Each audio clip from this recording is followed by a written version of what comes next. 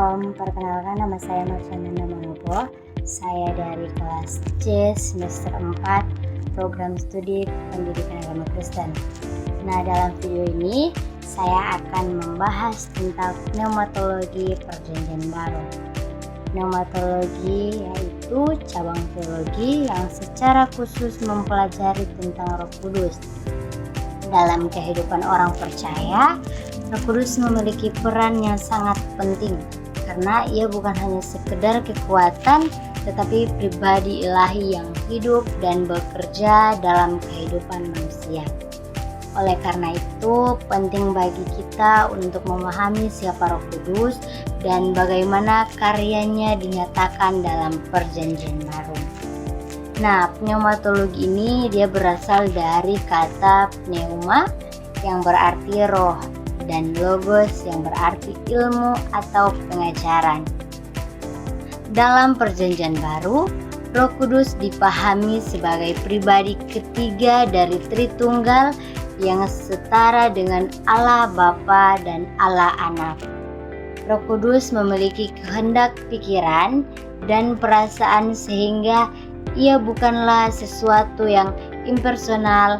Ia juga disebut sebagai penolong atau parakletos, yang berarti ia hadir untuk menyertai, membimbing, dan menolong orang percaya dalam menjalani kehidupan iman sehari-hari. Dalam Injil, Roh Kudus terlihat aktif dalam kehidupan dan pelayanan Yesus Kristus. Yesus dikandung oleh Roh Kudus, dibaptis oleh Roh Kudus, turun seperti burung merpati serta dipimpin oleh Roh Kudus ke padang gurun. Selain itu, Roh Kudus juga mengurapi Yesus dalam pelayanannya untuk memberitakan kabar baik, menyembuhkan orang sakit, dan membebaskan mereka dari kuasa dosa.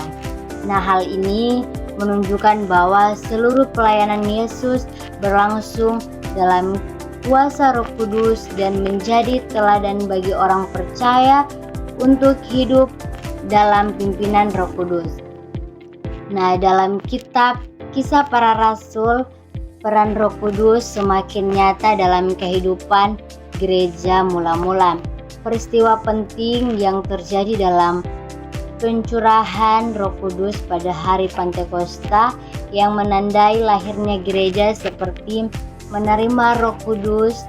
Para rasul menjadi berani dalam bersaksi, mampu melakukan pelayanan dengan kuasa dan membawa Injil ke berbagai bangsa. Hal ini menunjukkan bahwa keberhasilan pelayanan tidak bergantung pada kemampuan manusia semata, tetapi pada kuasa Roh Kudus yang bekerja di dalam gereja. Nah, Rasul Paulus juga banyak mengajarkan tentang Roh Kudus dalam surat-suratnya. Ia menjelaskan bahwa Roh Kudus tinggal di dalam hati orang percaya sehingga setiap orang percaya menjadi bait Allah. Roh Kudus memimpin kehidupan orang percaya dan menolong mereka untuk hidup dalam ketaatan kepada Allah. Hidup dalam Roh Kudus berarti meninggalkan kehidupan daging dan hidup dengan sesuai kehendak Tuhan.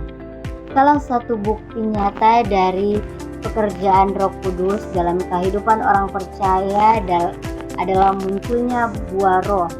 Buah roh ini meliputi kasih, sukacita, damai sejahtera, kesabaran, kemurahan, kebaikan, kesetiaan, kelemah lembutan, dan penguasaan diri. Buah roh bukanlah hasil usaha manusia semata, tetapi merupakan karya Roh Kudus yang mengubah hati dan karakter seseorang. Melalui buah roh, kehidupan orang percaya menjadi kesaksian yang nyata bagi orang lain. Selain buah roh, Roh Kudus juga memberikan karunia-karunia rohani kepada setiap orang percaya. Karunia ini berupa kemampuan khusus yang diberikan untuk melayani dan membangun jemaat, seperti mengajar, menyembuhkan, bernubuat, berkata-kata dalam bahasa roh, dan menafsirkan bahasa roh seperti orang menerima karunia yang berbeda sesuai dengan kehendak Roh Kudus. Nah, karunia tersebut bukan untuk kesombongan pribadi, tetapi untuk melayani sesama dan memuliakan Tuhan. Nah, Roh Kudus juga memiliki peran yang sangat penting dalam keselamatan manusia. Ia menyadarkan manusia akan dosa, kebenaran, dan penghakiman. Tanpa karya Roh Kudus, manusia tidak dapat mengenal Allah dengan benar. Selain itu juga, Roh Kudus melahirbarukan, pengudusan, dan memeteraikan orang percaya sebagai milik Allah. Roh Kudus menjadi jaminan bahwa orang percaya akan menerima hidup yang kekal. Yesus menyebut Roh Kudus sebagai penolong yang akan menyertai para murid setelah ia naik ke surga. Sebagai penolong, Roh Kudus mengajar, mengingatkan, dan menuntun orang percaya kepada kebenaran. Ia juga memberikan kekuatan dalam kelemahan, menghibur dalam penderitaan, dan memampukan orang percaya untuk tetap setia kepada Tuhan dalam segala situasi kehidupan.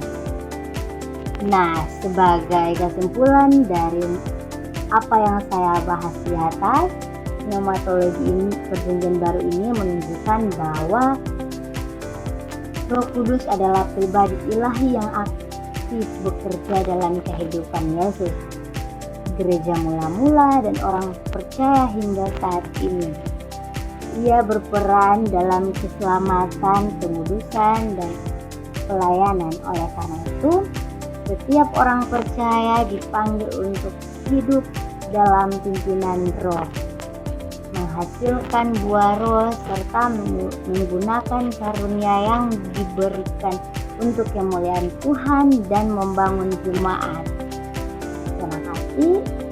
Tuhan Yesus memberkati. Itulah materi yang saya paparkan. Terima kasih.